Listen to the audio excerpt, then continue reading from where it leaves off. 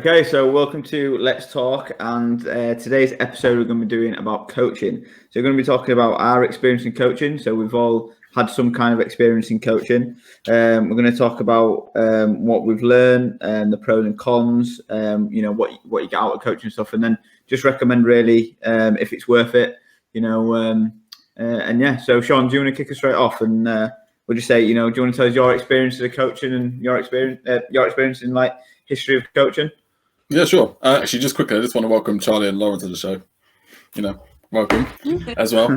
Okay, yeah, but my history of coaching, mainly in tennis, would you believe, dates back till about 2013 was when I actually did my first level of coaching. Because I got to the stage where I started off just playing a lot of football, for example, and I just kept getting injured, and I was just like, I need to go do something else.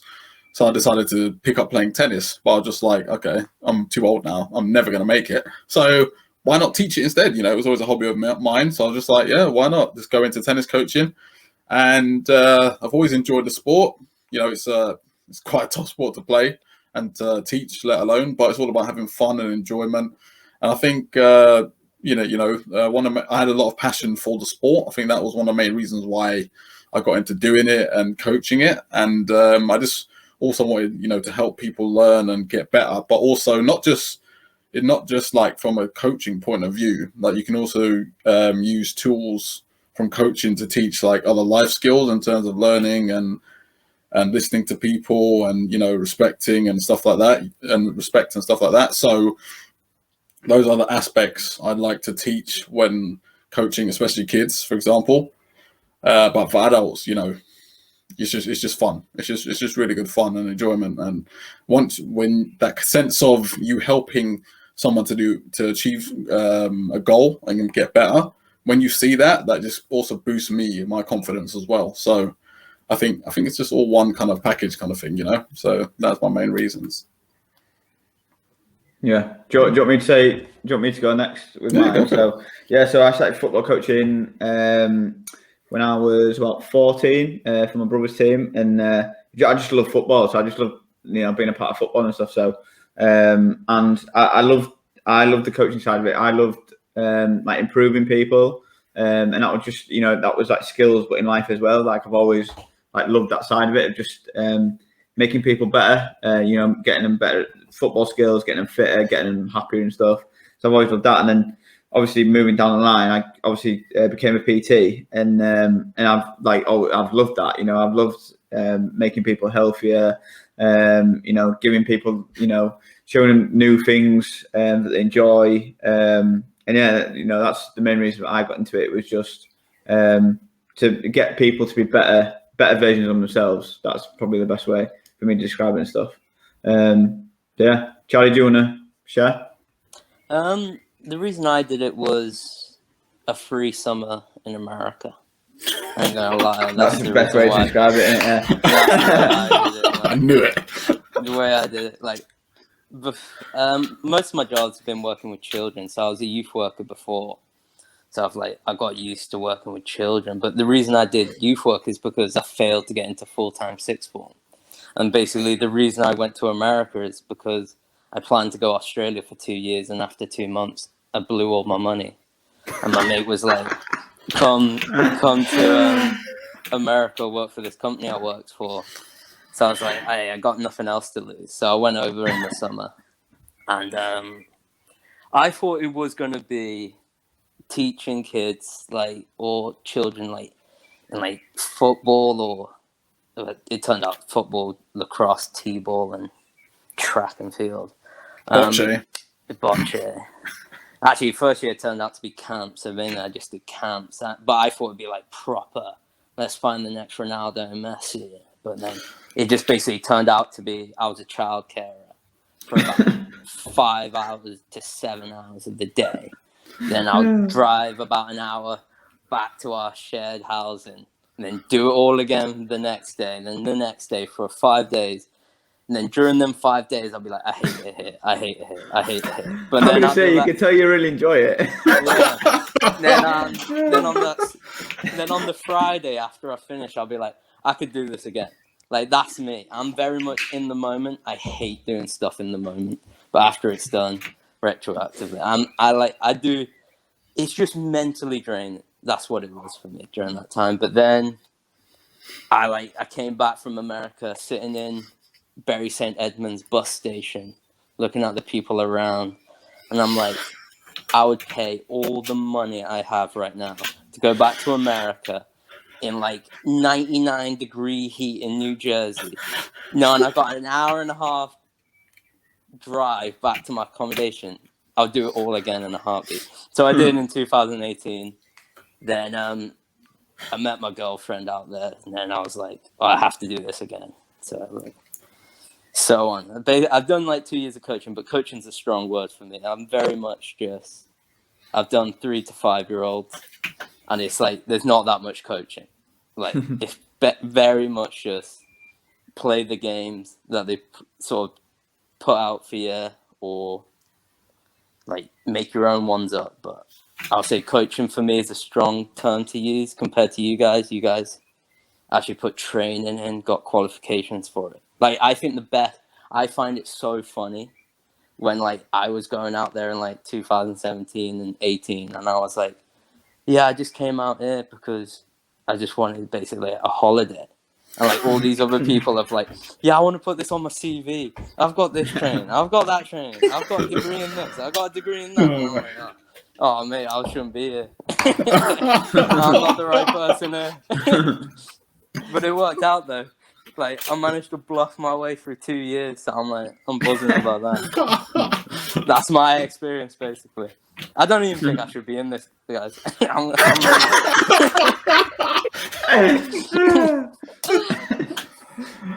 Go on, Lauren, do you want to go? So just off the back of what Charlie's just said, you don't need loads and loads of qualifications to do something like what we did.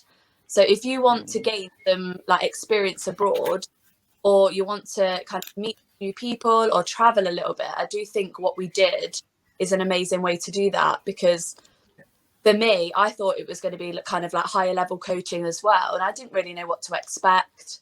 But it is very much kind of like 5 to kind of 11-year-olds, isn't it? Coaching multi-sports, lots of different sports, obviously tennis, and we did lots of different multi-sports. But I think you get out of it what you want. And I think if you want to kind of really progress your coaching, you can. But then like the traveling side, and like what you said, Charlie, about just gaining a holiday, like that is a mix for some people as well. So but coaching, my experiences, I was a swimmer. That was my sport back in the day. I swam for a long time competitively, and naturally off the back of that, I started to become a swimming teacher and then also a swimming coach.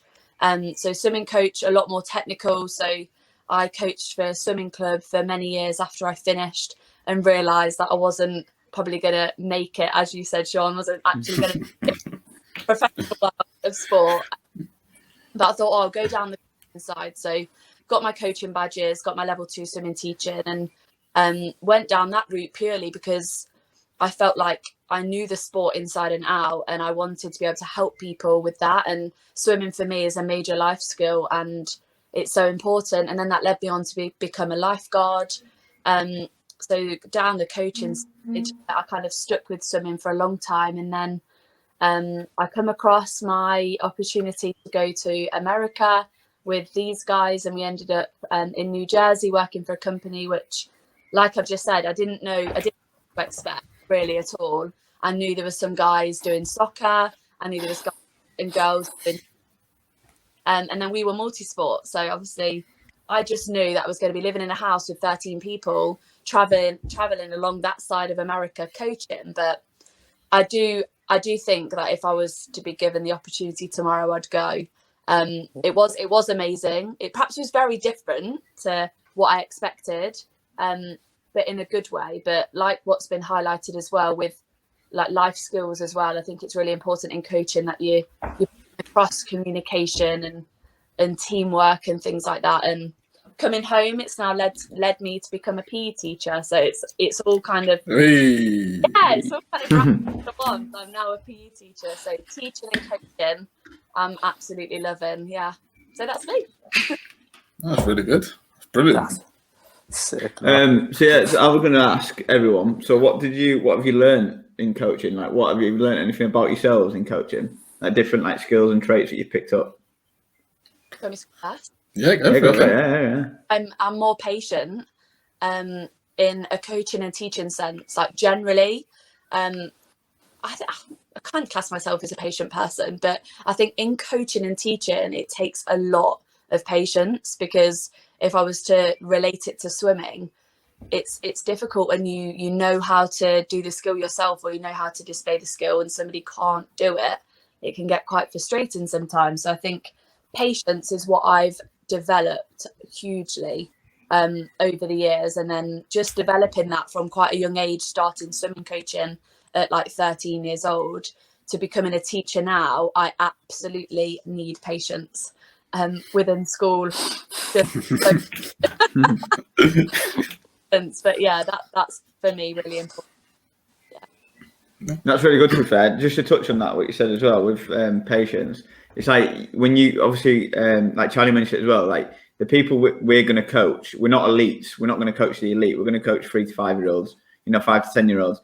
They're going to struggle with the basic skills, and it's having that patience to, be able to, develop their skills, because they're not going to be elites. They're not going to know exactly what we're talking about straight away. Do you know what I mean?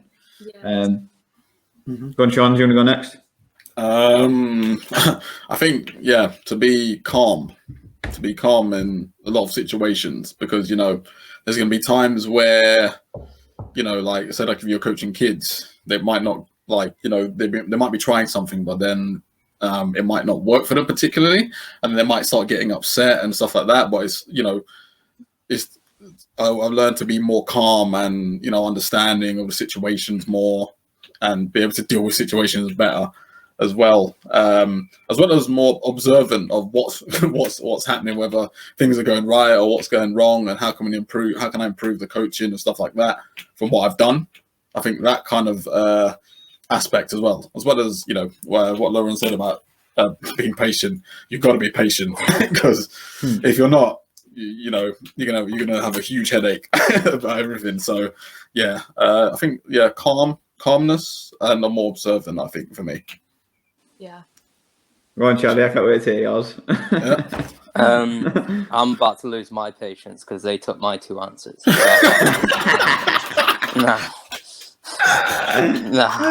Like Lauren hit on the head. Like, patience is the number one. Like, before it, I thought I had no patience. I'm no, like, you didn't. similar to... You didn't. You didn't. It's all right. Yeah. But I found it somewhere. On that field. Because I swear to God, how some of them children made it off alive off that field. I'm impressed with myself. But like, patience is so big, because like you were talking about, we don't coach the elites and like 3 to 5 year olds. So like, even when we had some other coaches that like came from America, like that were Americans, that were like legit, sort of like they had like sort of backgrounds in coaching, but like never really have done it. They come in thinking, oh, this is going to be me teaching them how to do these skills and all this, and like they're watching me try and put 10 kids on colourful spots for like 5 minutes. That would literally be like part of my session, because like it's so hard to like describe what you want if you're not that well at communication with children. So if you want to work with children, you've got to be clear and like brief with your instructions. I've seen a lot of people where they don't get down to a children's level, and they're just standing up. The children are sitting down, and they're like, I want you to do this, this, and this. I want you to do a Rabona here. I want you to flick it over the top, through ball to him. And we've done it. And I've seen like people just talk to him like this. And I'm like, I don't even understand it. Like, they're not going to understand it. So I think patience, clear communication. I think one of the pros I got out of it, I'm like, I get so anxious about meeting new people and like being watched. I hate being watched. It's like one of my peeves. I like when you've got like a row of like their mom, dad, grandma, granddad, great granddad, second cousin, all sitting in them like fold out chairs, just staring at you. Like, you learn how to be like, all right, I've got this. I like, you learn how to be like, even if you don't have it, even in like, there's so many sessions where I'm like teaching like foundation lacrosse, and inside of me, I'm like, I have no idea what I'm doing. It's like, you know, that monkey that's hitting the The one in The Simpsons. That's going through my head, thinking of the next game. But like on the outside, I'm like, great job, yeah, just flick it, yeah, you got it, well done. But that's what I'm like. I realize I can pretend to know what I'm doing. That's the biggest skill I've got out of it. Even though I don't know what I'm doing, I can pretend to be like, I know what I'm doing. And I feel like that's one of my greatest pros out of it. Well, let's hope none of those parents are watching this, Charlie, and so they know that the kids have been the wrong skills. We'll cut that last bit. We'll cut the last. We'll redo it. Oh, brilliant! Oh, what about you? I want to say for mine, understand your audience. And it's just for like what we've all said, really. You know, like teaching a 3 to 5 year old and teaching an adult is completely different. Do you know what I mean?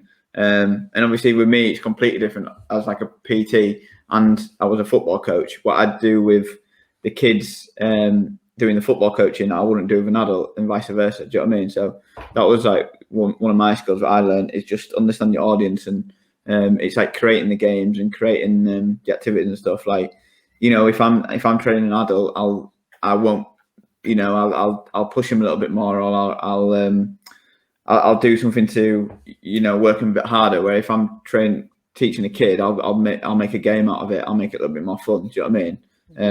And like stuff like that. Has anybody got any, you know, general advice on anybody, you know, wanting to start going into coaching? Have you got any advice that you would give, or any advice you'd give like your younger self before you went in? I think experience is a good one. I think experience, giving it a go yourself, naturally just boosts your confidence. But I think experience maybe like watching other experienced coaches.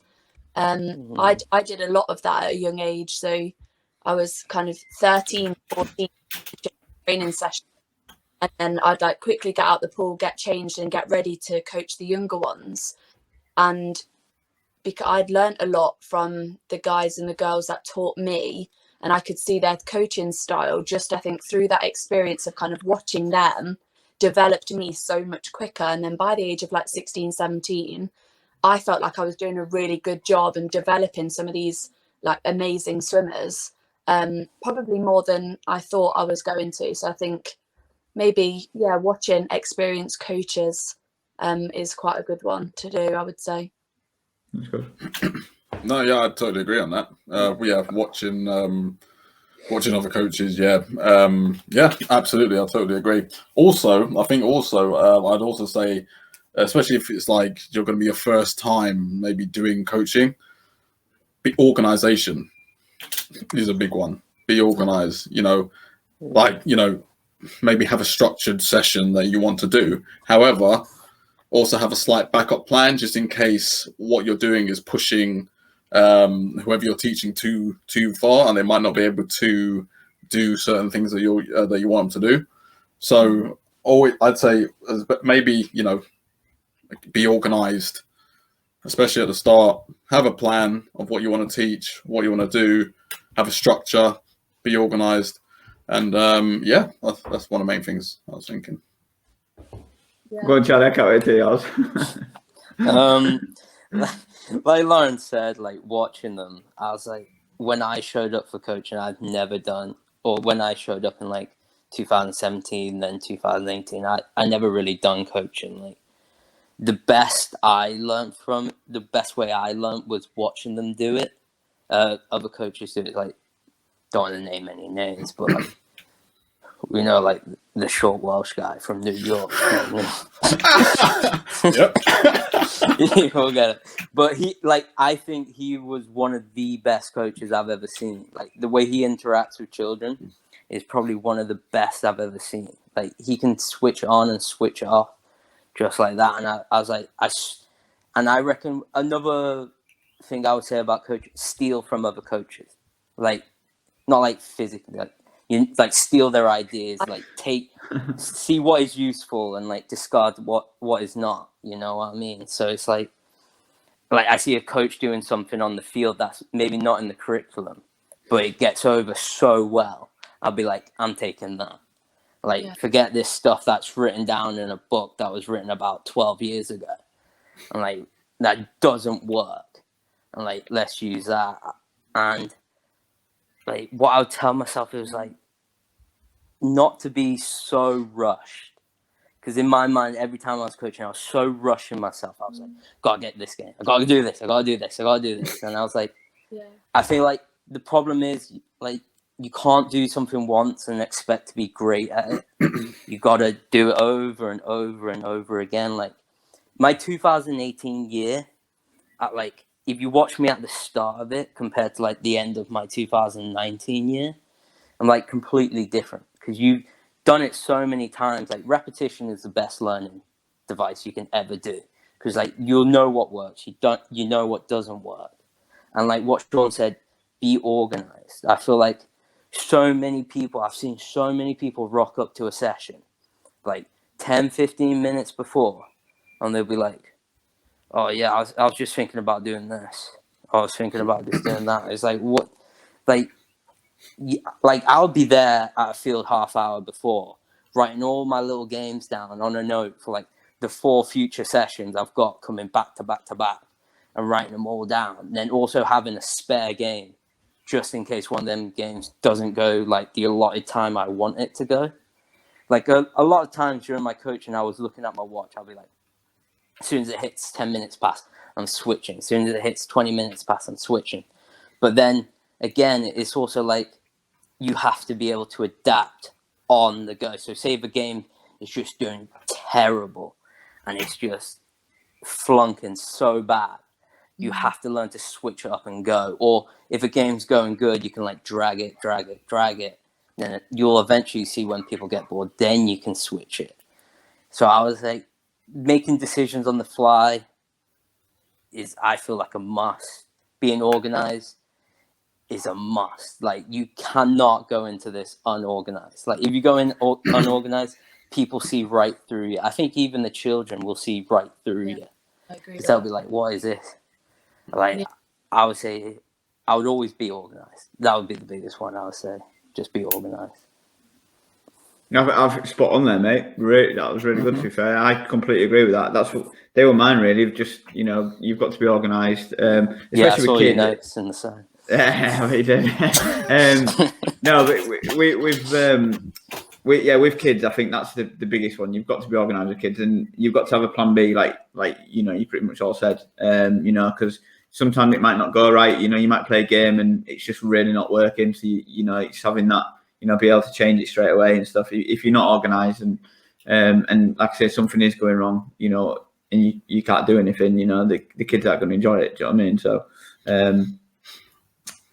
So pros and cons of coaching.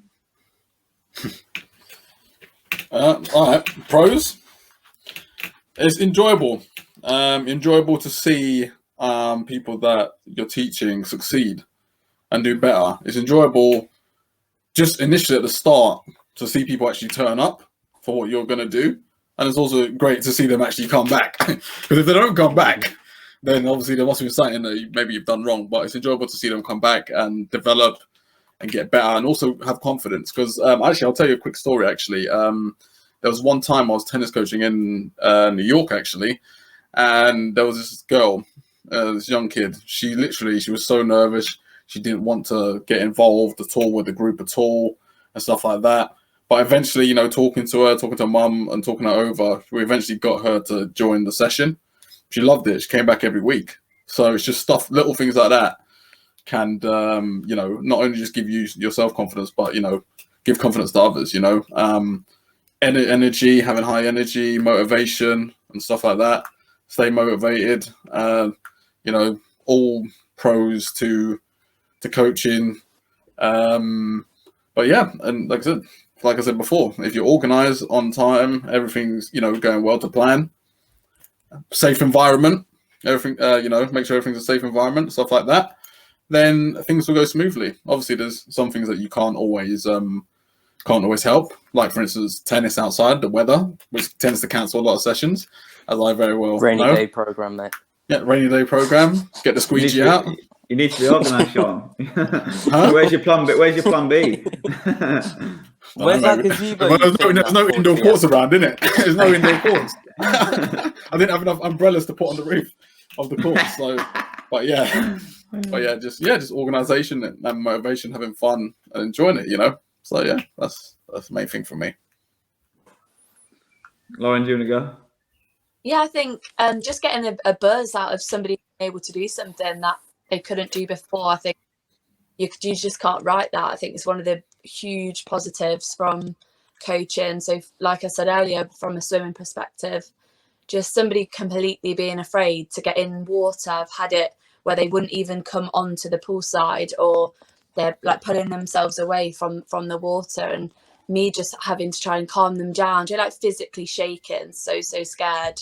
I don't understand that personally. I don't understand how you could be afraid of water, but there is so many people that are, and there's so many people that can't swim. And I think it's just giving yourself that, yeah, do you know what? I'm completely in control here, and I absolutely can change their life. And just going through those motions to help them, and 6 weeks down the line, and they're absolutely loving it. That for me gives me such a boost. Yeah, it gives you such a good feeling. So yeah, I think, yeah, just helping people and giving them some positivity and a new skill, I think is an absolute pro. Yeah. Charlie? I'll definitely say when drinking a Mike's Hard Lemonade after you feel like you burnt it. I'd say that's the biggest frustration.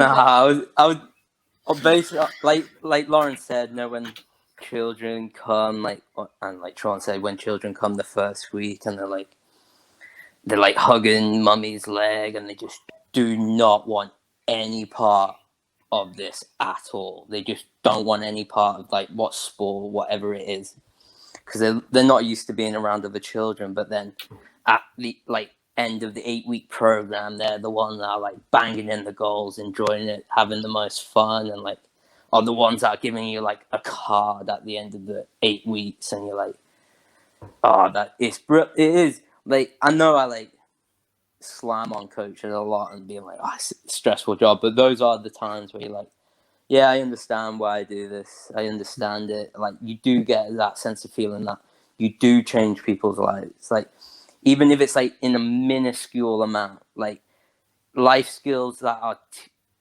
like, there's so many life skills taught, and we've mentioned it, taught like through sports, through activities, like doing together and like bringing outside your comfort zone. Like, a lot of times when I was coaching, I was outside my comfort zone, and like a lot when these kids come, they're also outside their comfort zone. They're like 3 years old. They've never, like, half of them have never been around more than 2 kids.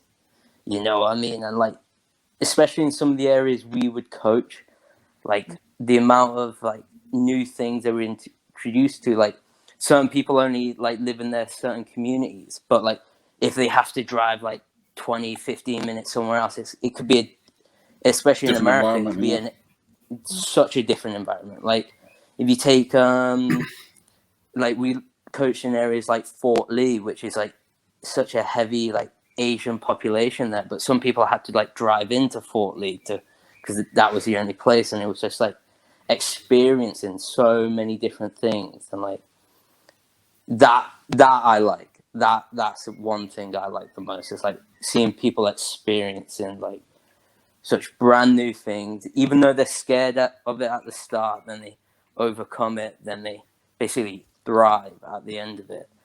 I would say that's the biggest pro out of this coaching. Has anybody got any cons? Of coaching? Let me get my list out. Yeah. Get my list out. I guess I don't know. Well, I guess with all the high energy that you tend to use, maybe just over a longer period of time, you'll just burn out. You might burn out physically, I guess, depending on how you look after yourself or whatever, I guess. But, you know, I guess there's some sessions that maybe don't go as well as maybe you thought or wanted it to go. But I think that's natural because not everything can always go as well as you want. You know, these things happen.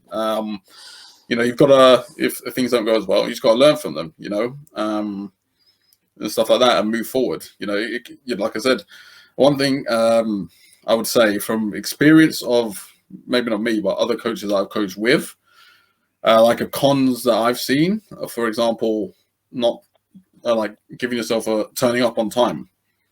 So turning up like literally when the kids get there or stuff like that, you know, that's kind of, I class that as a con because realistically you want to get yourself here much early before people turn up. So you're organized and you're all set and ready to go.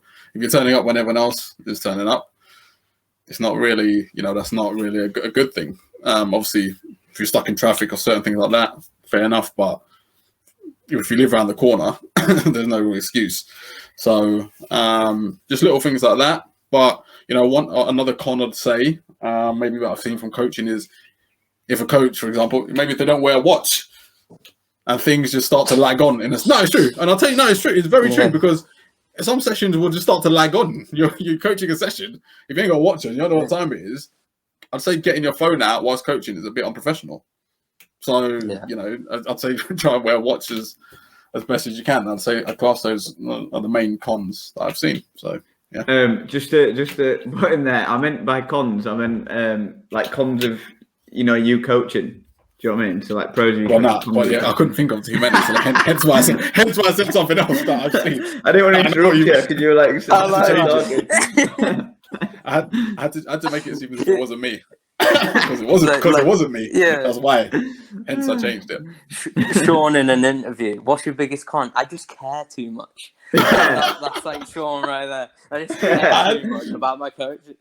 I know what you meant. I had to change it up slightly. I'll add one up.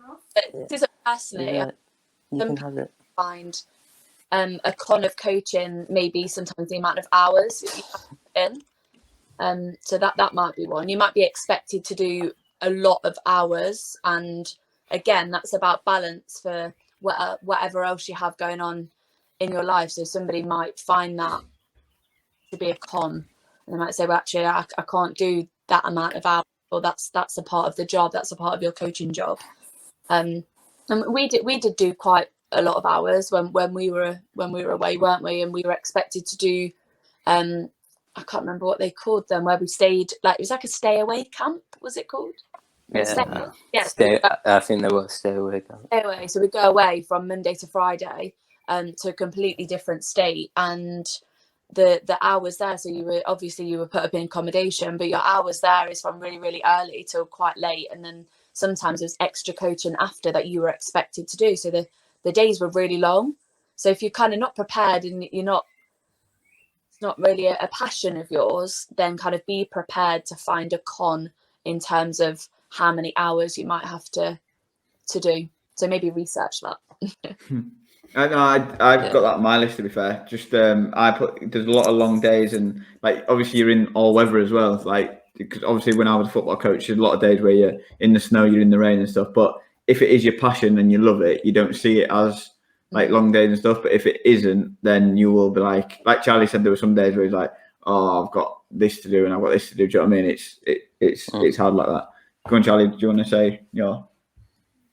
It's just like long hours. Like I always say, it's not just physically draining; it's mentally draining, especially with children. Especially like in America, it's like a different heat as well. Even though we're in like the northeast of America, it's a different heat. It's like it could be 100 degrees Fahrenheit, and like the company is like, "All right, still go out there." You know what I mean? Like, so like to be switched on for like potentially, we get up to like 7 sessions a day with 3 to 5 year olds, and to be switched on for 7 hours, and like potentially have a 4-hour block of back to back sessions, and like having to keep up this appearance of like, "Hi, welcome to USA Sport. Hi, welcome to this, welcome to this, welcome to this." Like for 4 hours of like, it is so draining, and I like you don't understand how like hard it is until you like done it. Like I always used to joke around with like the missus, because she would be like, "Oh, she's like always on customer service. But I'm like, you work in an office, you can like relax, you can come out of like that customer service persona, like that coach persona, but like sometimes we can't because like we're constant. So there's never like that time where we can be like, go to our coach and be like, oh God, I can't believe this is so hard, you know what I mean, then come back. Like sometimes like moaning does help, but like sometimes you just can't moan, or like you're on your own in like Maho Park surrounded by mosquitoes and like swamp, you know what I mean, and you're just like, oh, why am I here?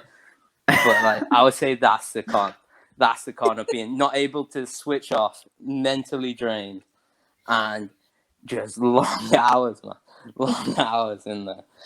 Oh, I'm sunburnt because I'm like ginger as well, so I just get burnt to crisp. Oh no, man.